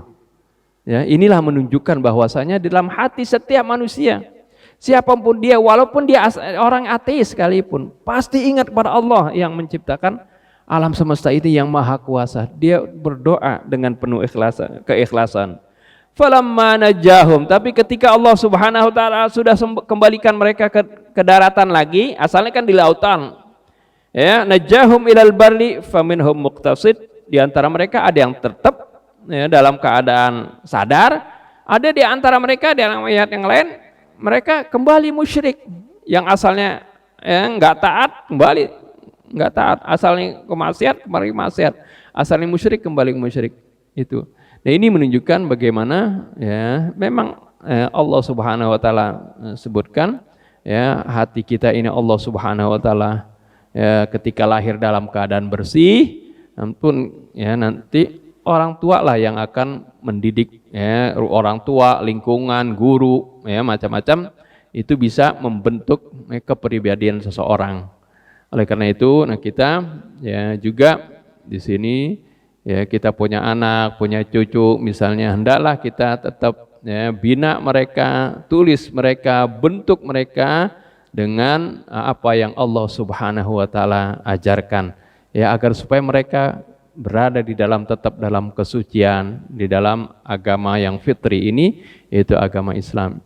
Ini saja yang dapat saya sampaikan, lebih kurang saya mohon maaf. Billahi taufiq wal hidayah. Assalamualaikum warahmatullahi wabarakatuh. Waalaikumsalam warahmatullahi wabarakatuh. Jazakumullah khairan jazaa Ustaz Hamzah dan Ustaz Husain tadi atas penjabarannya.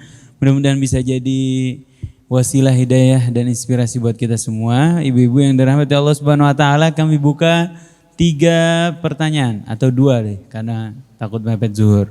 2 pertanyaan, silahkan. Alhamdulillah, perkenalkan saya Ibu Murni. Pertanyaan saya kepada Ustadz Hussein terkait dengan kebersihan hati. Tentunya banyak dalam kehidupan ini godaan ke kiri dan ke kanan. Ke kiri kesibukan dunia antara lain harisan, silaturahim dengan alasan, tapi di situ juga kita setiap saat apabila kita diberikan suatu beban di dalam perkumpulan itu kita bersibuk. Satu sisi lain dalam waktu yang sama kita bagaimana kecenderungan hati kita untuk istiqomah dan mantap bahwa pilihan kita adalah ke kanan. Mohon mungkin amalannya untuk memperteguh keimanan. Terima kasih. Wassalam. Assalamualaikum warahmatullahi wabarakatuh. Mengenai itu saya suka pengen infak sodako untuk disampaikan ke orang tua sudah tidak ada. Apakah harus selalu diikrarkan? Apa cukup dalam hati? Begitu Ustaz. Assalamualaikum warahmatullahi wabarakatuh. Bismillahirrahmanirrahim. Sebagaimana pertanyaan ibu tadi ya, bukan hanya ibu, tapi kita semua. Suasana ini amat berpengaruh terhadap kita. Suasana orang yang lupa kepada Allah, sebagai contoh kalau kita datang berkunjung ke acara perkawinan. Kita jumpai pria wanita bersolek, berdandan, yang biasanya di rumah menggunakan pakaian biasa pada saat tersebut, baik gadis atau yang telah bersuami. Berdandan, bersolek ya, untuk berlomba dan menarik perhatian. Begitu juga laki-laki yang datang ke sana tidak pantang, baik belum menikah atau sudah menikah, matanya berkeliling ke sana kemari. Akhirnya membuat hati bagaimana? Hati mau tidak mau akan terpengaruh dengan suasana. Nah kalau ibu datang ke acara-acara semacam ini, yang penuh kelalaian, berisikan kemaksiatan, wanita-wanita juga berpakaian tidak senonoh, ibu masuk di tengah-tengah mereka, ibu akan apa? Akan mau tidak mau apa? Ikut terpengaruh oleh kekeruhan yang sedang ada di tengah-tengah mereka. Oleh karena itu seharusnya kita tidak menghadiri acara seperti itu. Saya dalam acara keluarga, katakan keluarga mengadakan pernikahan bercampur laki perempuan, saya nggak datang sama sekali. Istri saya pun juga nggak datang walaupun saudara kandungnya sendiri. Tapi kalau sudah bercampur laki perempuan, datangnya ke sana sama saja kita masuk di tengah-tengah kemaksiatan. Karena mau tidak mau kita manusia kan sebagai makhluk sosial. Betul enggak? Makhluk sosial. Kalau kita berkumpul dalam lingkungan yang tidak baik, kita akan dipalingkan dari Allah Subhanahu wa taala. Tapi kalau kita berada di satu majelis di mana kita nggak bisa tinggalkan, keadaan kondisi memaksa kita untuk duduk tidak bisa meninggalkan, sedangkan yang terjadi justru apa? Hal-hal yang tidak benar, yang membuat lupa kepada Allah. Maka pada saat tersebut usahakan hati kita beristikir, beristighfar kepada Allah, minta kepadanya agar kita tidak tercemar oleh apa-apa yang sedang berlangsung di tengah-tengah mereka. Kalau kita bisa bangun, kita bangun. Karena kedudukan iman yang paling rendah itu mengingkari dengan hati. Kalau kita nggak bisa menolak, ya, maka sikap ingkar dengan hati itu, kalau kita bisa, kita bangun meninggalkan majelis. Tapi tetap di tengah-tengah lingkungan tersebut dengan alasan bahwa iman kita kuat, salah besar. Itu merupakan bahagian dari tipu daya syaitan. Oleh karena itu, kita selalu ingat Allah, berkumpul juga bersama orang-orang yang baik dan mengingat Allah, ini merupakan apa? Jaminan keselamatan. Seperti firman Allah, wa tawaffana ma'al abrar. Wafatkan kami bersama para abrar, menunjukkan bahwa kita berkumpul bersama mereka, juga diwafatkan bersama mereka. Tapi kalau kita kumpul bersama orang-orang yang lupa kepada Allah, kira-kira mungkin gak kita lengah? Saya rasakan dalam diri sendiri, saya dalam keadaan khusyuk, baik, tenang. Begitu masuk dalam lingkungan yang lalai, subhanallah ikut lalai. Begitu kita keluar baru kita menyesal. Kita mengucapkan sesuatu yang seharusnya kita gak ucapkan. Ini semua disebabkan karena apa? Karena sebagaimana pepatah Arab mengatakan manjalas danas. Manjalas danas. Ibu duduk sama pedagang minyak wangi, walaupun gak beli minyak wangi, ikut mencium aromanya. Ibu duduk bersama pandai besi atau sama orang yang merokok, duduk bersama orang yang merokok, walaupun gak merokok. Begitu ibu pulang, anak-anak bilang, ibu merokok. Padahal akibat dari apa? Akibat dari lingkungan di mana kita berada. Begitu juga lama-kelamaan kalau kita terbiasa dalam lingkungan yang salah, kita melakukan apa? Bersikap toleransi terhadap hal tersebut. Ada seorang dokter, dokter. Kebetulan dia bekerja di satu klinik yang khusus merawat orang-orang yang mempunyai kebiasaan buruk yaitu LGBT. Pertama dia bekerja, hatinya menolak. Tapi karena keharusan kerja, dia kerja. Lama kelamaan 1 hari, 2 hari, sebulan, 2 bulan, setelah 6 bulan, dia bekerja, dia merasakan kok hati dia mulai toleransi. Menganggap bahwa ini hal yang biasa, ya. Apalagi dia menerima kadang-kadang tip dari mereka, akhirnya dia putuskan dia harus keluar dari tempat ini. Begitu dia keluar, kembali hatinya pulih dan sehat. Jadi duduk bersama ahli maksiat, bersama orang yang lalai akan membuat hati kita lalai. Dan kita ini manusia lemah seperti yang Allah bilang apa? Yuridullah an yukhaffifa ankum wa khuliqal insanu dha'ifa. Allah ingin meringankan beban kalian karena manusia diciptakan lemah luar biasa. Jadi kumpul bersama orang-orang yang taat pada Allah, bersama dalam suasana jamaah wa tawasau bil haqqi wa tawasau bis sabri. Kalau kita lupa ada yang mengingatkan. Kalau kita kelilipan ada yang meniup. Tapi kalau kita berada di tengah-tengah orang yang lalai, begitu kita dilupakan oleh syaitan, kita menganggap apa yang terjadi merupakan hal yang biasa. Oleh karena itu jalan keselamatan di samping iman dan amal soleh harus dijaga, dipelihara dengan wa tawasau bil haqqi wa tawasau bis sabri. Nabi pergi bersama para sahabatnya. Para sahabat pun demikian. Selalu di saat berangkat, ya, dalam urusan mereka bersama-sama mereka berjalan karena suasana jamaah ini akan menjadi rahmat bagi mereka. Tapi di saat kita pergi ke satu acara, kita sendiri tidak ada yang mengingatkan kita, pada saat itu dengan mudah sekali syaitan akan masuk ke dalam hati kita semuanya. Ini bukan hanya ibu, kita semuanya. Kita semua, saya biasanya nggak mau hadir kalau ada undangan-undangan di tempat pejabat, di tempat konglomerat. Karena saya rasakan hadir di tengah mereka, ya, membuat yang kita besarkan bukan Allah. Karena mereka tidak membesarkan Allah Ta'ala. Tapi dalam majelis di mana Allah dibesarkan, iman kita tumbuh. Kumpul bersama-sama seperti ini, kita nggak bicara soal dunia, nggak bicara soal materi, soal kedudukan. Ibu juga berpakaian datang kemari kan tidak bersaling kan? Ibu nggak menggunakan pakaian-pakaian yang menunjukkan apa? Perlombaan dalam apa? Dalam pesona. Iman seperti ini bisa tumbuh ibu-ibu sekalian. Tapi begitu ibu kumpul dalam lingkungan perempuan yang berlomba-lomba dalam bersaing pakaian, ibu juga mau tidak mau terbawa. Kalau ibu tidak ikut, ibu merasa minder. Nanti ibu lihat pakaian ibu, ya Allah, dibanding sama fulan pakaiannya merasa perasaan kecil sekali. Nanti ibu lihat juga muka ibu, ternyata make upnya kalah sama si fulan. Betul enggak? Mulai juga lihat tasnya, ibu tasnya murahan, sedangkan dia pakai tas yang bermerek. Jilbabnya bermerek, pakaiannya bermerek. Belum lagi jalan bergoyang sambil mengipasi hari sekalian tubuhnya. Begitu ketemu sama ibu, dia pura-pura enggak melihat. Begitu ibu hampir ditegur dia, Jeng apa kabar Jeng? Dari tadi dia melihat, dia minta ditegur lebih dulu. Akhirnya emosi ibu, kesombongan ibu muncul enggak? Atau merasa pulang, ibu merasa frustasi luar biasa. Kok kenapa saya seperti ini si fulan, ya?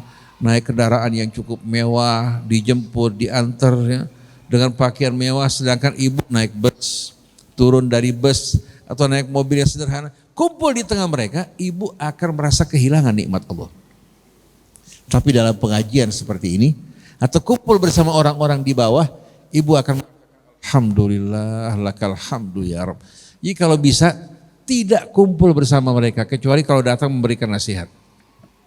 Mendingan ibu kumpul sama orang-orang kampung di sekeliling kita, akan membuat kita mengingat nikmat Allah. Sering-sering juga datang ke kuburan bagi kita kaum laki-laki, akan mengingatkan tidak lama lagi kita akan pergi. Kira-kira masih lama gak ibu-ibu?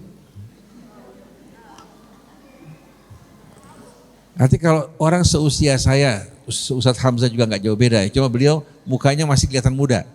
Sudah 63 tahun, 62 tahun. Kira-kira usia 63 tahun, Rasulullah wafat usia berapa? 63 kan? Malah saya udah lebih, karena kalau dihitung hijriah bisa lebih.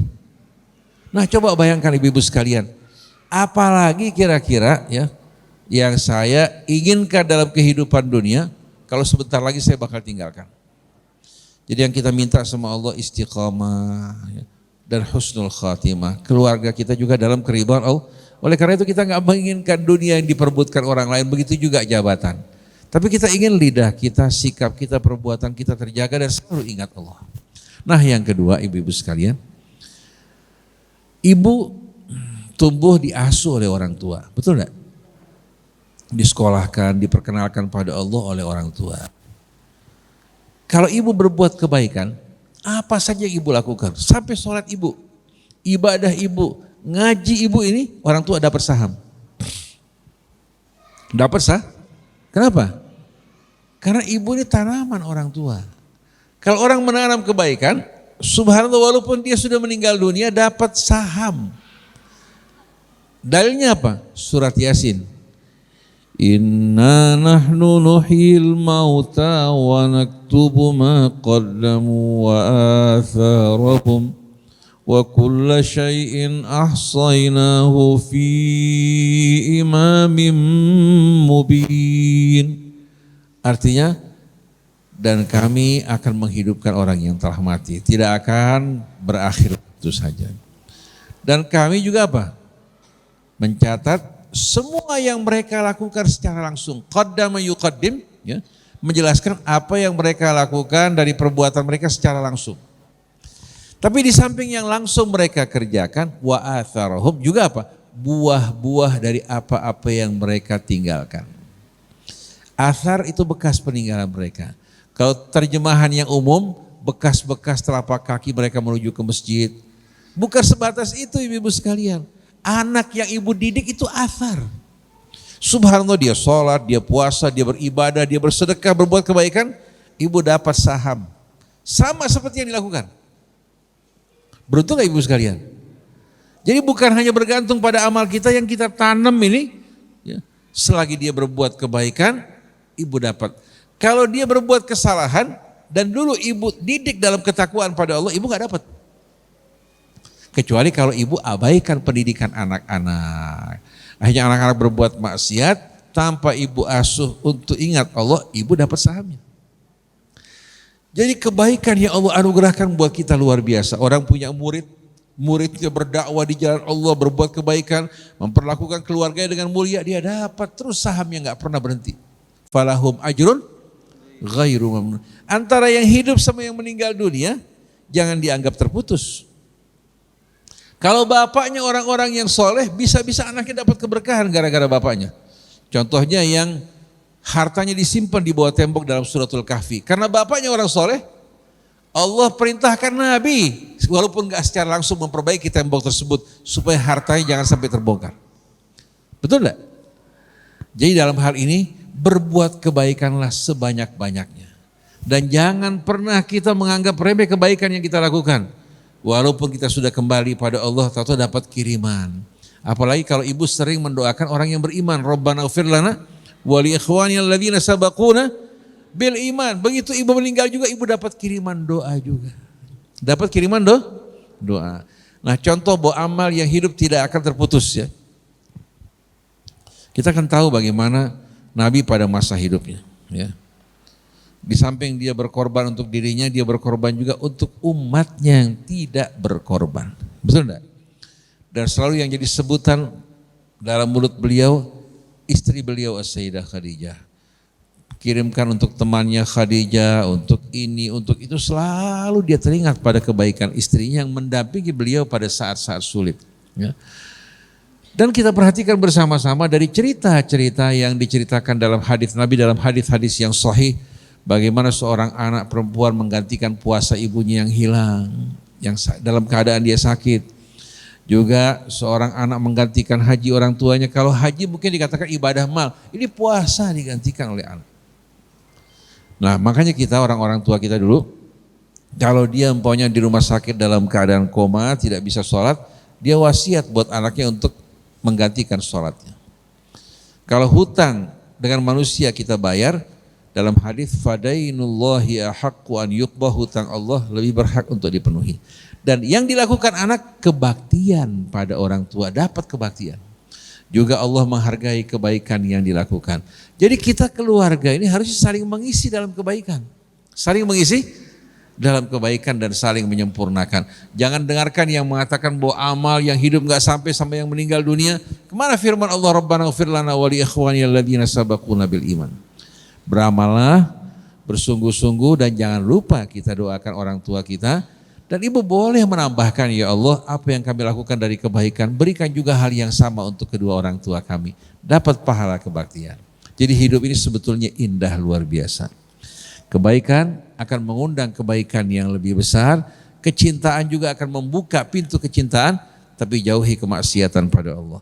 Nah, saya di hari tua begini enggak lepas dari kelalaian. Tapi kalau kita saling mengingatkan, saya ngaji nih. Jadi bukan ibu yang ngaji, kita juga ngaji sama-sama. Kita ngaji sama-sama, Allah Subhanahu wa taala teguhkan iman kita. Demikianlah para jamaah hadirin hadirat yang dirahmati Allah. Karena kebetulan ada tamu di rumah, insya Allah kita berjumpa kembali dalam kesempatan yang lain di bulan yang akan datang. Ibu-ibu insya Allah lebih sehat, lebih tenteram hatinya, lebih bertakwa pada Allah, lebih banyak mengerjakan amalan soleh. Semakin dicintai Allah, dicintai juga oleh keluarga di rumah. Dan anak-anak kita diperbaiki, diluruskan hidupnya oleh Allah Subhanahu wa taala. Bismillahirrahmanirrahim. Alhamdulillahirabbil alamin. Allahumma shalli wa sallim ala sayyidina Muhammadin wa ala ali sayyidina Muhammad. Rabbana anfa'na bima 'allamtana, rabbi 'allimna alladhi yanfa'una, rabbi faqihna wa faqih lana wa qarabatin lana fi dinina ma ahli al-qutri untha wa dhakar. Rabbi waffiqna wa waffiqhum lima tartadi qawlan wa fi'lan karama. وارزق الكل حلالا دائما وآخر لا أتقيا العلماء نخضع بالخير ونكفى كل شر. ربنا أصلح لنا كل الشؤون وأقر بالرضا منك العيون واقض عنا ربنا كل الديون قبل أن تأتينا رسل المنون واغفر استر أنت أكرم من ستر. وصلاة الله تغشى المصطفى من إلى الحق دعانا والوفاء بكتاب فيه للناس الشفاء وعلى الآل الكرام الشرفاء وعلى الصحب المصابه الغرر. اللهم هدنا بهداك واجعلنا ممن يسارع في رضاك ولا تولنا وليا سواك ولا تجعلنا ممن خالف أمرك وعصاك. وحسبنا الله ونعم الوكيل ولا حول ولا قوة إلا بالله العلي العظيم. وصلى الله على سيدنا محمد وآله وصحبه وسلم. الحمد لله رب العالمين. السلام عليكم ورحمة الله وبركاته. Jazakumullah khairan jazaa Ustaz Husain dan Ustaz Hamzah. Semoga apa yang disampaikan menjadi wasilah hidayah buat kita semua. Mari kita tutup dengan baca doa kafaratul majlis. Subhanakallahumma bihamdik asyhadu an la ilaha illa anta astaghfiruka wa atubu ilaik. Wassalamualaikum warahmatullahi wabarakatuh.